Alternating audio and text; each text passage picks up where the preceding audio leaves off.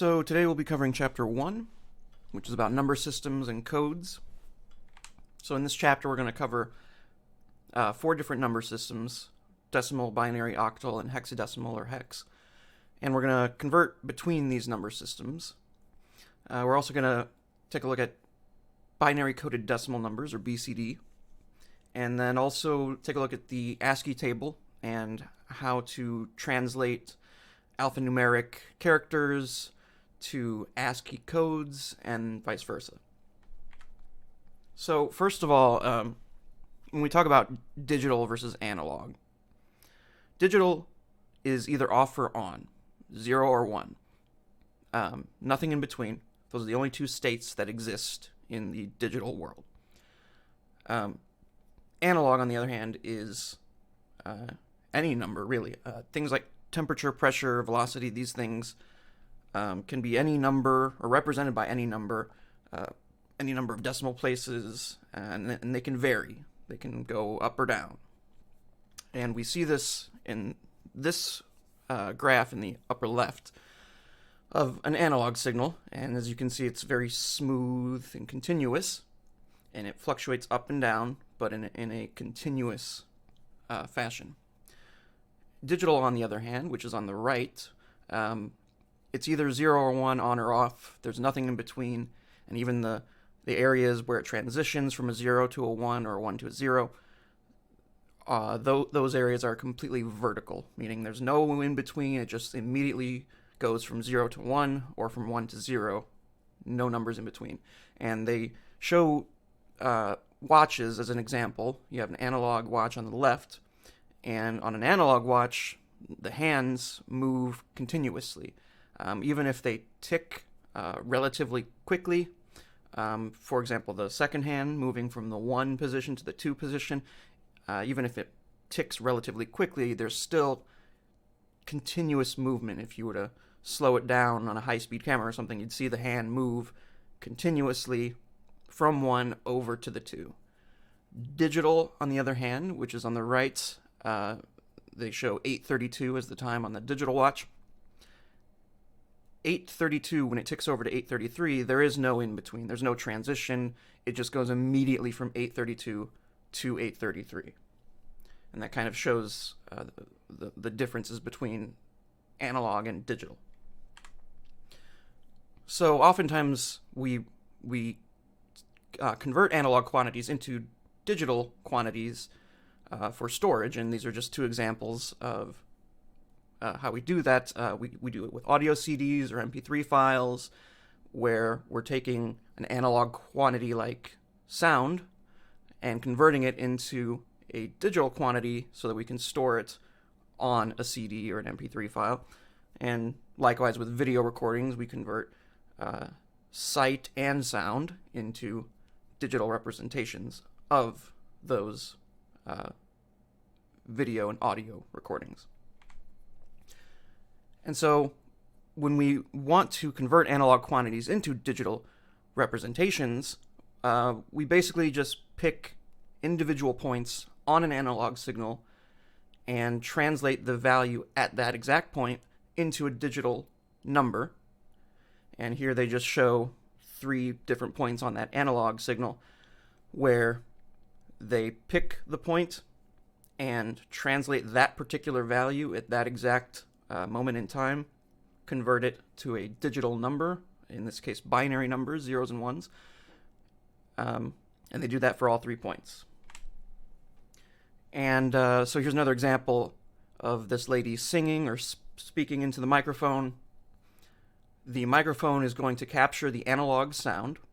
It's going to convert it into an analog electrical signal, and that electrical signal is going to go to a CD recorder, or whatever recording device she's using, and it's going to convert that analog electrical signal into a digital electrical signal, and that digital representation of the analog sound is going to be stored on a CD digitally.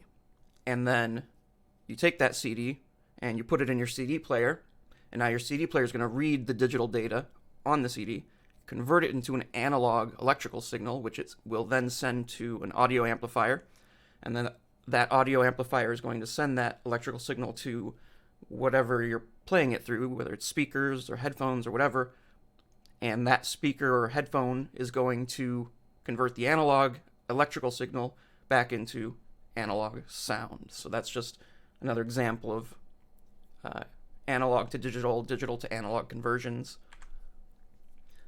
And then we get to noise. So noise, it's basically everywhere. In the real world, there's no such thing as a perfectly smooth, continuous graph. And they show on the left here the analog graph with little bits of little areas of noise, where the voltage kind of is jittery and jagged, and this can be when that analog signal is converted into sound, for example. You would actually literally hear noise on the signal. Digital, on the other hand, has a little bit easier time with little bits of noise like this because it only works in the realm of off or on. So that means those little jagged areas on the right graph, the first jagged area to the digital device that's interpreting this signal, that looks like an off. Despite the little fluctuations in voltage, it still looks like a 0-volt signal. And then the second area just looks like an on to the device interpreting this signal. So it doesn't really, this little bit of noise doesn't really affect how the device is going to interpret this signal. So basically, you have things like heat, pressure, temperature, these analog quantities. Before we can use them, because all of our computers are digital, before we can use them on our computers or measure them on any digital device, we need to convert analog quantities into digital quantities. So now we get to the number systems, because we have to have a way of representing numbers so that we can store them digitally. And one of the ways is base 10, or the decimal numbering system. And this is the one we're all familiar with, that we learned in elementary school, counting from 1 to 10, or technically in this case 0 to 9. And so there are 10 possible digits, 0 through 9, and the least significant position or column is on the right, and the most significant position or column is on the left. So when we write a number, let's say 247, just as an example. When we think about this number, what it's really representing is each number is representing its column, and it's weighted by, so we learn, in elementary school, we learn this first column is the ones column, and the second column is the tens column, the third column is the hundreds column. What that really means is we're saying this number in the first column, in the ones column, is multiplied by 1. In the tens column, this number is multiplied by 10. And the 2 here in the hundreds column is multiplied by 100. These columns are weighted in multiples of 10. And what we're really saying when we say this number is 247, we're saying that there are 2 100s, or 200, plus 4 10s, or 40, plus 7 ones, or just 7, and we're really just adding them all up to get 247. So what are these weights actually? 100, 10, 1. We can also represent them with exponents on the base number of 10, and this is where the term base 10 comes from. We have 10 as the base, and we have 10 raised to exponents, increasing exponents as you go from the right column to the left. So the first column would be 10 to the 0, or 1, and then the second column would be 10 to the first, or 10. Third column would be 10 to the 2, which would be 100, and so on. So that's what we mean by base 10. And when we talk about weights of each column, it's these numbers here, the 1, 10, 100, 1,000, 10,000, and so on. It's the weight of each column and the weight of each of these individual digits when we're talking about what they are contributing to the total number. So the 2 is contributing 2 100s, the 4 is contributing 4 10s, and the 7 is contributing 7 1s. So that's what we mean by weight factors, and so that leads into our next number system, which is base 2, or binary. So there are only 2 possible digits in binary. Instead of 0 through 9, like with decimal, instead of those 10 digits, we are working only with 2 digits, 0 or 1. And each of the columns has a weighting factor of 2, some sort of 2 to whatever. So something like 101, the binary number 101, what we're saying is that the first column here, instead of a base of 10 like in the decimal system, we have a base of 2 to the 0 in the first column, which is 1. The second column, we have a base of 2, but to an exponent of 1, which is 2. And then the third column, we have 2 to the 2, which is 4. And if we were to continue, we would have 2 to the third, which is 8. And you can notice the numbers are doubling every time we move over to the next column. While with base 10, when we moved over to each column, we were multiplying by 10. 1 times 10 is 10, 10 times 10 is 100, and so on. We're doing the same thing with base 2, only we're working with the number 2 instead of the number 10. So we're multiplying by 2 for each column that we move over. So if we were to continue this, it'd be 1, 2, 4, 8, 16, 32, and 64, and so on. But when we have this decimal 101, what we're really saying is we have 1 4s, one group of 4, just like we were multiplying in this base 10, we were multiplying 2 by its weight factor, 2 times 100, and then the 4 times 10. We're multiplying in binary 1 times 4, 0 times 2, and 1 times 1.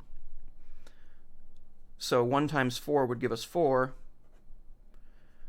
0 times 2 would give us 0, 1 times 1 would give us 1. So we add all those numbers up like we did with base 10, and we get 5. So that actually brings me to the first conversion technique that they mention here, digit times weighting factor. When we want to convert from binary to decimal, this is how we do that.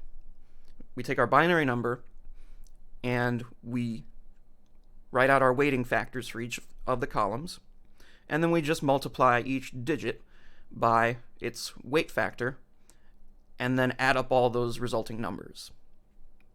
And in binary, it's actually pretty easy because it's only ones and zeros, and it makes the multiplication a lot easier. You can basically ignore any column that's a 0 because it's always going to be 0, and so that column's not going to contribute anything to the total number. And you can just pick out the columns that have 1s in them, multiply those 1s by their column's weight factors, and then add them all up to get a total number in decimal. So that's binary to decimal. Decimal to binary, there are several methods, 2 actually, that we can use. And you can use either one. They both get the same answer, just different ways. And so whichever one's easiest for you, go ahead and use that. But I'm going to show you both ways of doing it. The first way is going to be successive division, meaning we're going to be going from decimal to binary using successive division. And we'll take a number, let's say 27 decimal. So we want to convert 27 into binary using successive division. And I'll go ahead and split this page down the middle. And we'll do one method on the left here. This first method, successive division. So we take our number, 27, and it's kind of how it sounds. It's just division operations over and over again until we get the binary representation that we want. So we're working in base 2, so the way we're going to do it is we're going to divide by 2 every time. And the important thing that we want is the remainder of the division, because, for example, this first time that we're going to divide by 2, 27 divided by 2, because we start with our original number, divide by 2. Well, 27 divided by 2, 27 is an odd number, so it's not going to divide evenly. It's going to be 13 with a remainder, right? 13 remainder 1, basically. Now keep track of those remainders. We want to keep those remainders in a nice, neat column, and you'll see why, but keep our remainders in a single column, and keep dividing by 2. And to save time and space, I'm going to ignore writing divide by 2 every time, and I'm just going to put a line underneath. 13 divided by 2 is going to be 6 with a remainder of 1. 6 divided by 2 is going to be 3 with a remainder of 0 because it divides evenly. 3 divided by 2 is going to be 1 with a remainder of 1. And 1 divided by 2, 1 can't be divided by 2.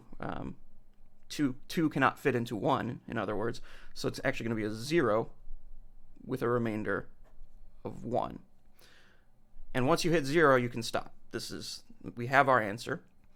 When you get to 1, you could stop there and just assume that you know that the remainder is going to be 1 anyway, so you just pull the 1 over into the remainder column.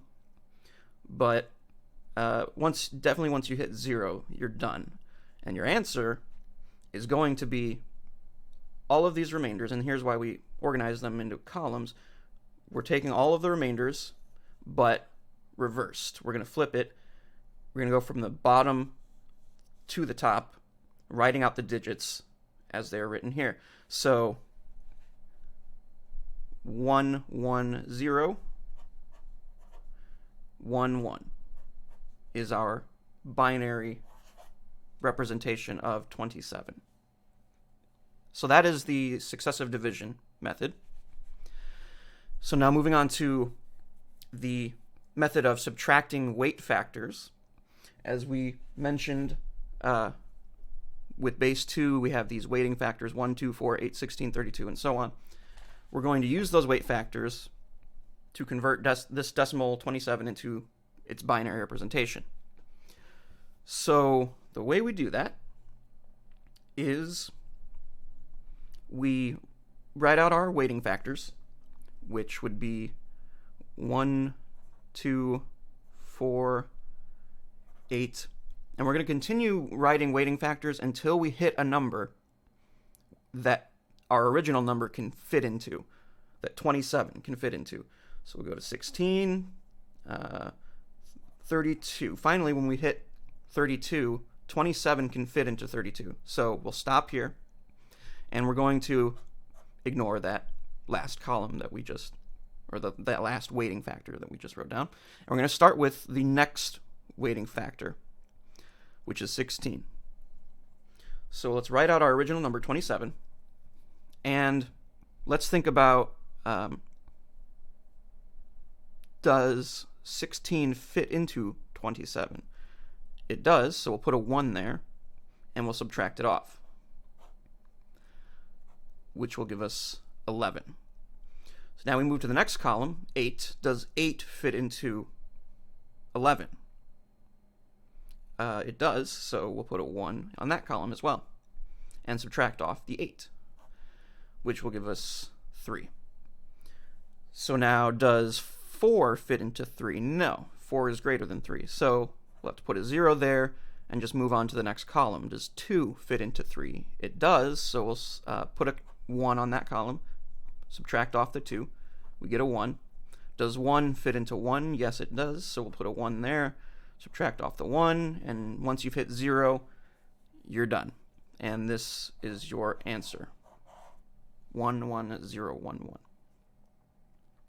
So that is the method of subtracting weighting factors. This slide is just showing you those weight factors for base 2, and they're in exponent form, 2 to the whatever, and also the total weight, 1, 2, 4, 8, 16, and so on. So here are 2 sample problems, and I'm going to go ahead and advise that if you want to practice on your own, try these conversions yourself for practice, go ahead and pause the video now, and I will wait a few seconds before I continue on with the answers.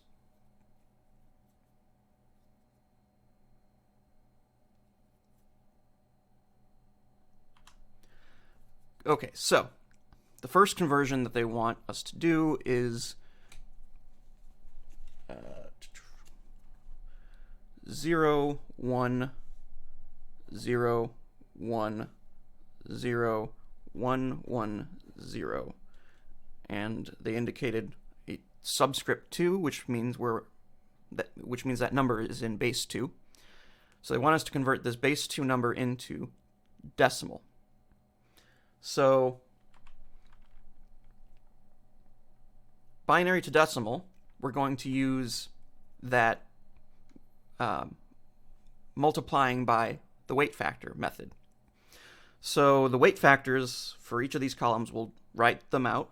We start with 1, and then 2, 4, 8, 16, 32, 64, 128.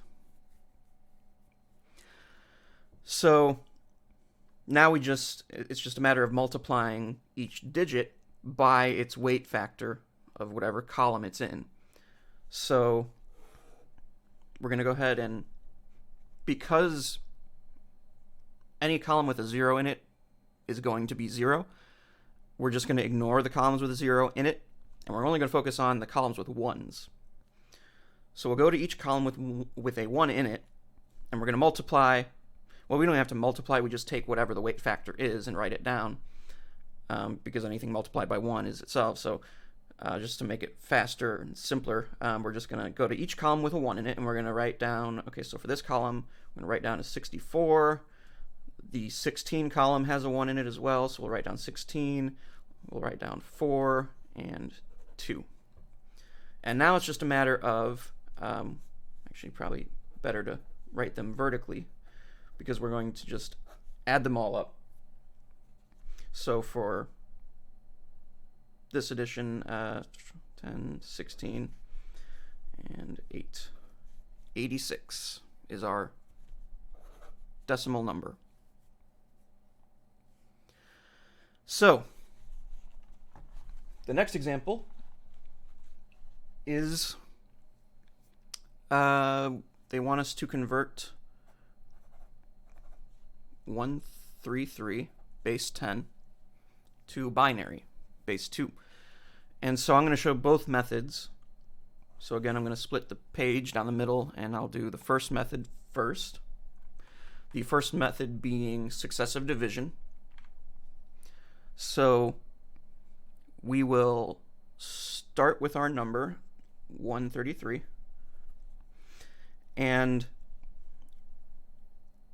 we will just keep dividing by 2 and noting the remainder for each of those division operations. So 133 divided by 2, 133 is an odd number, so there's going to be a remainder.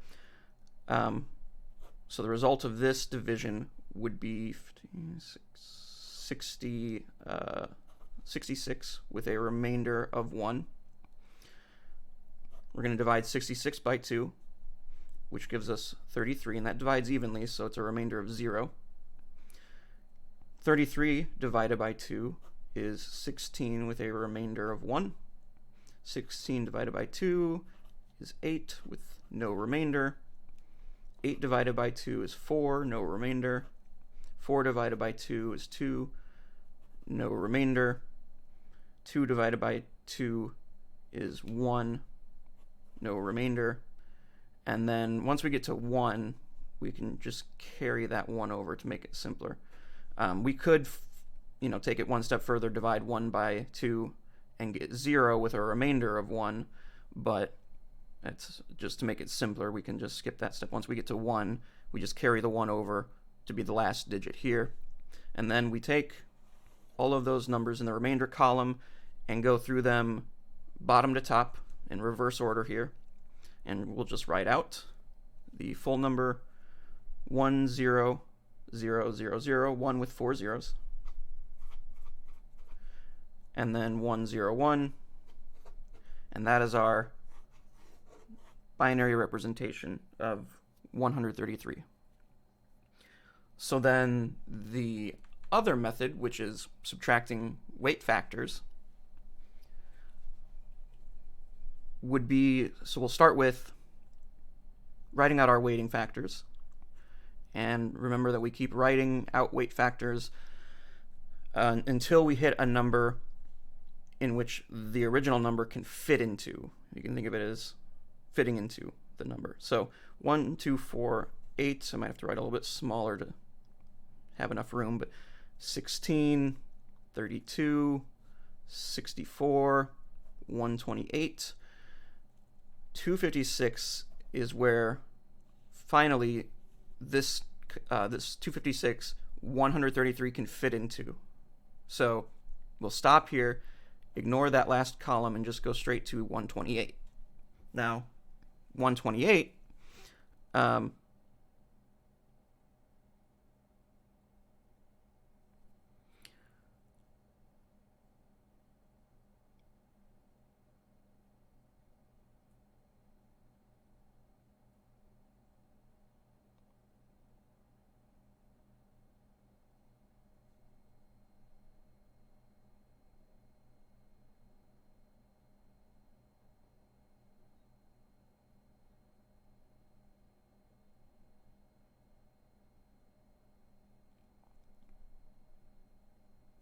now,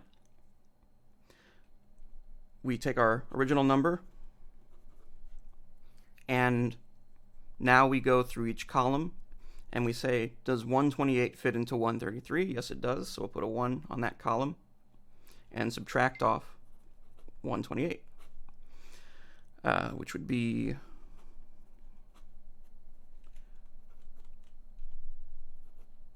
5. So does 64 fit into 5? No, so we'll put a 0 for that column. Does 32 fit into 5? Nope. 16? Nope. 8? Nope. We'll keep writing zeros until we get to 4. 4 does fit into 5. So we'll put a 1 on the 4 column, and we'll just subtract off the 4. We get 1. Does 2 fit into 1? It does not, so we'll put a 0 there. Does 1 fit into 1? Yes, we'll put a 1. Subtract it off. We got to 0. And now we're done once we hit 0. And then we just take this binary number as our answer. So that is, those are the two methods for converting from decimal to binary.